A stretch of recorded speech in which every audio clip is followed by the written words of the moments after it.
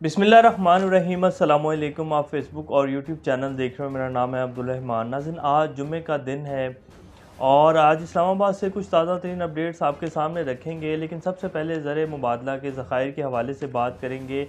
आज हमारे जो प्राइवेट बैंक्स हैं उन्होंने भी बाकायदा अनाउंस कर दिया है कि जी आप अगर क्रेडिट कार्ड से या कोई भी आप बाहर से बाइंग करते हैं डॉलर में, तो वो ओपन मार्केट में जो रेट होगा वो आपको मिलेगा और उसमें जो भी शफलिंग होगी, जो नया रेट आएगा उसके हिसाब से मिलेगा। यानी कि जो ओपन मार्केट में रेट चल रहा है वो 220-25, जो बैंक्स में रेट चल रहा है वो 225, 23, 28 चल रहा है। हालांकि ओपन मार्केट में डॉलर जो है वो 250 में भी नहीं मिल रहा है। तो वो करेंगे जो प्राइवेट बैंक्स का रेट होगा उसके हिसाब से आपको जो है वो पे किया जाएगा। इसके अलावा दूसरी कोई बात नहीं होगी। ज़र मुबादला के ज़खायर के हवाले से आपके सामने रखेंगे। और अब हमारी हुकूमत क्या करने जा रही है। ख्वाजा आसिफ साहब जो हैं वो इस टाइम हमारे पाकिस्तान के जो हैं वो आप कह लें कि वज़ीर ख़जाना बने हुए हैं, क्योंकि इसहाक़ डार साहब के पास तो शायद टाइम नहीं है, तो वो ये सारी ब्रीफिंग्स नहीं देते। कल रात उन्होंने अब्दुल मालिक साहब के प्रोग्राम में बैठकर जो है पाकिस्तान की जो सारी कुछ माशी सूरत हाल है उसके हवाले से बात की। फिर उन्होंने क्या कहा वो भी आपके सामने रखेंगे। हमारे वज़ीर ख़जाना साहब जो हैं वो सिर्फ प्रेस कॉन्फ्रेंस करते हैं अगर वो ये कहते हैं कि जी पाकिस्तान डिफ़ॉल्ट नहीं होगा, इंशाल्लाह हम पाकिस्तान को डिफ़ॉल्ट नहीं होने देंगे। हालांकि जो ज़मीनी हक़ाइक़ हैं वो टोटली डिफरेंट हैं। पाकिस्तान की जितनी बड़ी टेक्सटाइल इंडस्ट्री है वो सारी बंद हो चुकी है और अब इनको ये करना पड़ रहा है कि जी 8:30 बजे जो है वो मार्केटें बंद करेंगे, रेस्टोरेंट्स बंद करेंगे, शादी हॉल्स बंद करेंगे।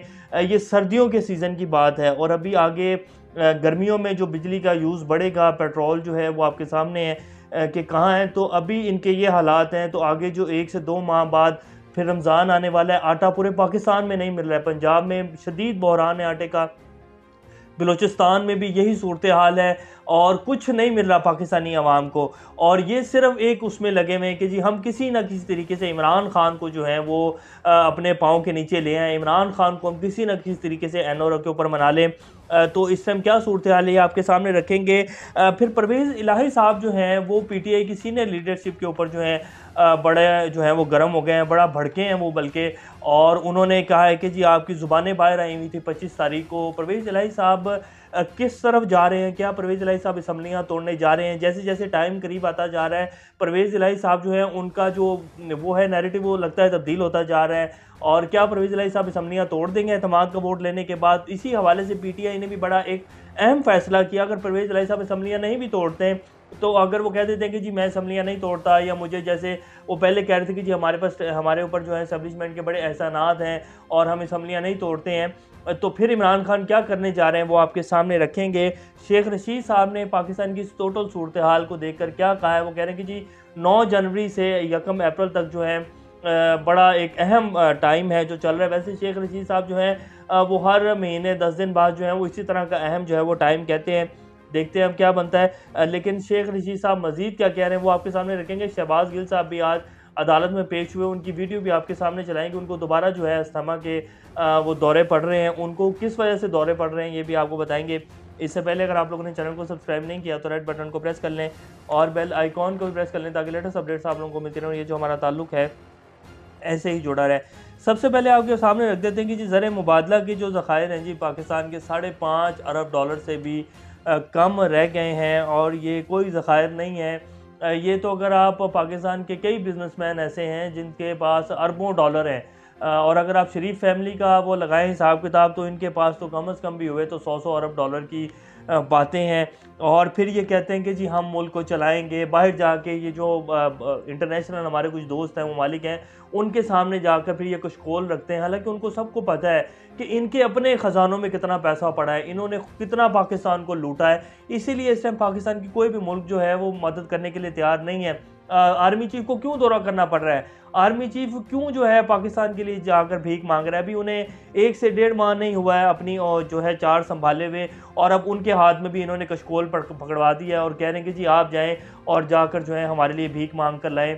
तो आर्मी चीफ का तो अपना जो उनका अदारे का है, पाकिस्तान का डिफेंस है, उसको देखना चाहिए। हमारे आर्मी चीफ भी क्या करें जी, उनको जब मजबूर हो जाते हैं वो लोग भी सुनकर कि जी ये हालत कर दी है इन्होंने, फिर जो है आर्मी चीफ अब जो है वो गए हैं क्योंकि इनको तो कोई मुल्क मुंह लगाने को तैयार नहीं है। और अब आर्मी चीफ गए में, अल्लाह उनकी मदद फरमाए। और सऊदीया हमें पैकेज देगा, जैसे कि कल चाइना ने भी कहा कि जी हम 300 मिलियन युआन जो हैं वो पाकिस्तान के सैलाब के लिए देते हैं, और भी चाइना पैसा देगा। और आज बाकायदा चाइनीज़ वज़ीर आज़म की जो है वो उन्होंने कहा है कि जी हम पाकिस्तान के साथ हर मुश्किल वक्त में खड़े रहें और अब भी खड़े रहेंगे। तो इसका ये मतलब है कि पाकिस्तान को पैकेज मिल जाएगा, और पाकिस्तान का ये जो एक इस टाइम गुमाशी सूरत हाल है, इससे पाकिस्तान कुछ हद तक जो है वो निकल जाएगा। लेकिन कोई बहुत बड़ी दूध की नहरें जो है वो नहीं बहने लगी हैं। अगले 5, 6, 7, 8 माह जो हैं, ये जो 2023 का साल है, ये पाकिस्तानियों के लिए और पूरे पाकिस्तान के लिए बहुत मुश्किल होने जा रहा है। महंगाई की सूरत हाल तो आप ना ही पूछें, तो आप सब लोग बेहतर जानते हैं। बहरहाल अब जी जो इस टाइम परवेज़ इलाही साहब हैं, वो कहते हैं कि जी पीटीआई की लीडरशिप जो है वो ज़िम्मेदाराना जवाब दे। जो आपका हाल हुआ था 25 तारीख को, आपकी ज़ुबानें बाहर आई हुई थी और 25 तारीख को लाले पड़े हुए थे। ये आपकी अपनी हुकूमत है, और जो ये काम हम कर रहे हैं, अगर उस्मान बुज़दार कर लेते तो ये दिन ना देखने पड़ते। तो उन्होंने काफ़ी 2, 3, 4 जुमलों में समेत इमरान खान पूरी पीटीआई को धो दिया है कि अगर आप उस्मान बुज़दार की जगह पहले कोई अच्छा वज़ीर आला लगा लेते तो आज आपके साथ जो ये सब कुछ हो रहा है, आपको ये दिन ना देखने पड़ते। और पीटीआई की लीडरशिप भी जी अपनी हद तक तो ठीक बातें कर रही हैं। डीपीओ गुजरात साहब ने जो किया, उनको कौन ऑर्डर दे रहा था वज़ीर आला साहब के होते हुए? फिर परवेज़ इलाही साहब जाके कहते हैं कि जी आप जी बंदा दे दें हमें एसएचओ, तो फिर आप वज़ीर आला किस लिए बन के बैठे हुए हैं? आप साइड पर हो जाएं। आप कहें कि जी मैं अहल नहीं हूँ वज़ीर आला का, आप जो कह रहे हैं कि जी आप एसएचओ दे दें, आप मुहर्रर दे दें, जो आपका पर्चा दर्ज कर दे, तो फिर आप घर जाके बैठें। आपको वज़ीर आला बना के बिठाने का क्या फ़ायदा है? अब तो आप कह रहे हैं कि जी आपकी हुकूमत है और हम काम कर रहे हैं, फिर आप कहते हैं कि जी आप जो है एहसान फरामोश हैं, हमें इस्टेब्लिशमेंट के साथ मिलकर चलना चाहिए। तो खान साहब ने भी इस्टेब्लिशमेंट से के साथ ना चलने से इनकार तो नहीं किया, वो तो सिर्फ ये कह रहे हैं कि जी मेरा जो है पर्चा दर्ज नहीं हो रहा, जो मैं नाम ले रहा हूँ पाकिस्तान का आईन इजाज़त देता है मुझे, उसके मुताबिक मेरा पर्चा ही नहीं दर्ज हो पा रहा। फिर अभी तक डीपीओ साहब जिन्होंने वो वीडियो बनाई, जिनका उस दिन बयान दिया, वो कहते जी पता नहीं किसने बना दी, मैं सबको पकड़ूंगा, मैं ये करूंगा। और अब बाकायदा डीपीओ साहब अपना मोबाइल देकर जो है वो वीडियो बना रहे थे, तो अभी तक डीपीओ साहब के खिलाफ कोई एक्शन नहीं लिया गया। फिर वो कहते हैं कि जी आईजी पंजाब साहब, आज परवेज़ इलाही साहब से सवाल किया गया कि जी आईजी पंजाब आपने अभी तक क्या एक्शन लिया? वो कहते हैं जी एक्शन लिया जाएगा। वो आईजी साहब जो हैं वो यूनाइटेड नेशन गए हुए, वहाँ के सिक्योरिटी मामलात को देख रहे हैं। हाँ, उनके लिए यूनाइटेड नेशन जाना ज़रूरी है, लेकिन जो पाकिस्तान के सिक्योरिटी के मामलात हैं वो पता नहीं कौन देख रहा है। तो ये जी सूरत हाल है, और वो कह रहे हैं कि जी ज़िम्मेदाराना जवाब दें। अब बंदा इनसे पूछे कि जी आपसे ये भी ना पूछा जाए, आप तो कह रहे थे कि जी मैं इनके लिए बड़ा तंग कर दूंगा पंजाब, अभी तक कोई बंदा नहीं पकड़ा गया उनका। इमरान खान समेत पूरी पार्टी को उन्होंने टांग के रखा हुआ है वफाकी हुकूमत ने, और परवेज़ इलाही साहब जो है वो बैठ कर सिर्फ बयान देते हैं, या 2-4 दिन बाद जो है वो ट्विटर के ऊपर कह देते कि जी हम इमरान खान साहब के साथ खड़े हैं, इमरान खान बड़ा अच्छा इंसान है। लेकिन जब काम करने की बात आती है, जब इमरान खान कहता है कि जी आप पकड़ें इनके लोगों को, या आप कुछ करें, आप क्या करें बैठ के, तो तब जो है इस तरह की बातें कि जी आप थोड़े जिम्मेदाराना बयान दें। तो ये सूरत हाल है जी परवेज़ इलाही साहब की। और इमरान खान साहब ने कह दिया कि जी फ़र्ज़ करें, अगर उन्होंने इसीलिए कहा है ना कि जी अगर पंजाब असम्बलियाँ नहीं टूटती तो तमाम जितने भी पीटीआई के एमपीएस हैं पंजाब असम्बली के, वो इस्तीफ़े दे के बाहर हो जाएंगे। तो फिर असम्बलियों में परवेज़ इलाही साहब बैठ के क्या कर लेंगे, और दूसरों के पास तो नंबर पूरे ही नहीं है। तो ये जी सूरत हाल है। बहरहाल परवेज़ इलाही साहब जो है, जैसे कि हम आपके सामने रखते हैं कि कभी भी वो जो है असम्बलियाँ तोड़ने की तरफ नहीं जाएंगे, और इस बात का इजहार वो जो है ढके छुपे लफ्ज़ों में कर भी चुके हैं। और ये बात जितना पाकिस्तान का मेन स्ट्रीम मीडिया है, बड़े बड़े जो सहाफ़ी हैं, वो सब यही बात कर रहे हैं कि जी वो बड़े ज़ीरक सियासतदान है, और जो ज़ीरक सियासतदान होता है वो कभी भी घाटे का सौदा नहीं करता। तो ये उनके लिए घाटे का सौदा ही है कि वो असम्बलियाँ तोड़ेंगे।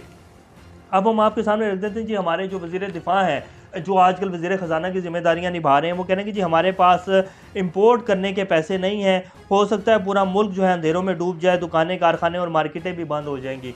यानी कि उन्होंने बता दिया कि जी हम बिल्कुल वेले हो चुके हैं, लेकिन हमने हुकूमत की जो कुर्सी है वो नहीं छोड़नी है। इमरान खान को हमने जो है घुटनों के नीचे लाना है। इमरान खान हमें ये कहते कि जी मैं एनआरओ को नहीं छेड़ूंगा, आपने जो तरमीम की है मैं उसको नहीं छेड़ूंगा, तो फिर हम जो है इलेक्शन करवाने के लिए तैयार हैं। लेकिन हमने ऐसे मुल्क जो और ऐसे कुर्सी जो है वो नहीं छोड़नी है। बेशक पाकिस्तान का जो है वो धड़न तख्ता हो जाए, तो धड़न तख्ता हो गया है जी, इंपोर्ट के पैसे नहीं हैं। और ये जो पूरे पंजाब में अभी तक स्कूल बच्चों के ऊपर नहीं हो रहे, ये भी इसी वजह से ऊपर नहीं हो रहे। पहले 5 छुट्टियां बढ़ाई गई, अब दोबारा जो है 15 जनवरी तक जो है वो छुट्टियों का टाइम दे दिया कि स्कूल बंद रहेंगे। तो ये पाकिस्तान की हालात ऐसे हैं कि पाकिस्तान में बिजली बनाने के पैसे नहीं हैं, इंपोर्ट करने के पैसे नहीं हैं, और तेल मंगवाने के पैसे नहीं हैं। तो ये अब जी कह रहे हैं कि जी पूरा मुल्क जो है वो बंद हो जाएगा, अगर हमारी नहीं मानेंगे तो पूरा मुल्क ही बंद हो जाएगा, फिर हम भी क्या कर लेंगे। तो ये पिछले 8 महीने में जी इन्होंने फैसले किए हैं और अभी भी कह रहे हैं कि जी हमें जो है हार्ड डिसीजन लेने पड़ेंगे। और तो ये सूरत हाल है जी, इन्होंने कर दिया है। शेख रशीद साहब कहते हैं कि जी 9 जनवरी से काउंटडाउन शुरू होगा और अप्रैल में ख़त्म हो जाएगा। ये इस काउंटडाउन के चक्कर में ना जी पिछले 6, 7, 8 महीने में पूरे पाकिस्तान का और 22 करोड़ आवाम का धड़न तख्ता कर दिया गया। ये जितने भी पाकिस्तान के सियासतदान और जितनी भी पार्टियां और जितने ये हमारे पिछले इस निज़ाम से पैदा किए सियासतदान हैं जी, ठीक है ये पाकिस्तानी अवाम के हक़ में है और ये हर दफ़ा आके यही कहते हैं कि जी हम पाकिस्तानी अवाम के हक़ में करेंगे, हमसे गलतियाँ हुई हैं। लेकिन पिछले 75 साल से सिर्फ 22 करोड़ का जो मुल्क है ना और जो आवाम है वो रुल रही है, वो ज़लील व रुस्वा हो रही है। ये जो 15-20% एलीट है ना पाकिस्तान की, उसमें कोई भी जमात हो, इनको कोई नहीं फ़र्क पड़ता। इन्होंने आकर सिर्फ प्रेस कॉन्फ्रेंस करनी है, बयानात देने हैं और बस यहाँ तक है। और इमरान खान साहब की जो कल की तकरीर थी उसमें आपने उनकी जो लास्ट तकरीर थी, इमरान खान की जो विल है वो बहुत स्ट्रॉन्ग है, लेकिन इमरान खान साहब को भी अब थकाया जा रहा है और वो थकते हुए नज़र आ रहे हैं। क्योंकि ये सिस्टम जो है कभी भी उनको ऊपर नहीं आने देगा और अगर इमरान खान आ जाते हैं तो फिर आपके सामने है कि बचेगा तो कोई भी नहीं। तो बहरहाल उनको जो है मजबूर किया जा रहा है कि जी आप हमारी शर्तें मानें और उनकी शर्तें यही हैं कि जी आप एनआरओ को मत छेड़ें, आप एहतसाब मत करें और आप आए जैसे पहले मुल्क चल रहा है वैसे ही चलाएं तो फिर आप मंजूर हैं, वरना आप मंजूर नहीं हैं। ये सूरत हाल है। शेख रशीद साहब कहते हैं कि जी सुप्रीम कोर्ट नैब ऑर्डिनेंस ओवरसीज़ वोट पर भी अनकरीब जो है फ़ैसला देगी। सुप्रीम कोर्ट भी दुआएं की जा सकती है कि सुप्रीम कोर्ट जो है फ़ैसला दे दे। बहरहाल ये हमारी अदालतों की भी कुछ सूरत हाल जी आपके सामने ही है। अगर पाकिस्तान में सिर्फ इंसाफ ही मिल रहा होता ना 30-40 साल में पिछले में, तो पाकिस्तान के हालात ऐसे ना होते जैसे अब हैं। तो पाकिस्तान का जो इंसाफ है ना जी वो भी कॉम्प्रोमाइज़ है और वो भी मनपसंद तरीके से दिया जाता है और आप बेहतर जानते हैं कि कौन सब कुछ करता है और कौन क्या नहीं करता है। मुफ्ता इस्माइल साहब कहते हैं कि जी इमरान खान एक अच्छे इंसान है, इसमें तो कोई शक नहीं है कि जहाँ इमरान खान पहुँच गए वहाँ कोई आदमी नहीं पहुँच सकता है। यही मुफ्ता इस्माइल साहब थे जो 4-5 माह पहले जब वज़ीर ख़जाना थे तब इनके बयानात देख लें। जब ये कुर्सी से उतरते हैं ना, जब ये सियासत से उतरते हैं और जब ये सिस्टम से अलग होते हैं तो फिर ये जो बिल्कुल अच्छे इंसान बन जाते हैं। फिर उन्होंने ये भी कहा कि इसहाक डार साहब जो थे वो तो मेरे ख़िलाफ़ जो है प्रोग्राम करवाते थे और उन्होंने जो है सब कुछ करवा के मुझे उतरवाया क्योंकि वो खुद वज़ीर ख़जाना बनना चाहते थे। तो अब इसहाक डार साहब ने जो आगे तीर चलाए हैं वो भी आपके सामने कुछ भी नहीं कर सके। सिर्फ आगे 2 हफ्ते 10 दिन बाद ये बयान दे देते हैं कि जी मुल्क डिफ़ॉल्ट नहीं होगा इंशाल्लाह, सिर्फ उम्मीद दिलाते हैं, इसके अलावा कुछ नहीं है। शहबाज गिल साहब जी एम्बुलेंस में आज अदालत में पेश हो गए हैं। उनके ऊपर जो है फ़र्द जुर्म आयद हो सकती है, जो उन्होंने बयान दिया था एयरबैग के ऊपर बैठकर और आज फिर उनकी तबीयत ख़राब थी और वो जो है एम्बुलेंस में आए हैं। अब शहबाज गिल साहब से बंदा पूछ ले कि जी आप उस दिन तो बड़ी बढ़ के मार रहे थे कि जी शलवार ऊपर कर लें या नहीं कर लें। मेरा नहीं ख्याल कि आपकी शलवार वो ऊपर होने देंगे और बहरहाल ये सूरत हाल है। अभी तक के लिए इतना ही। अपना और का ख्याल रखिएगा। अल्लाह हाफ़िज़।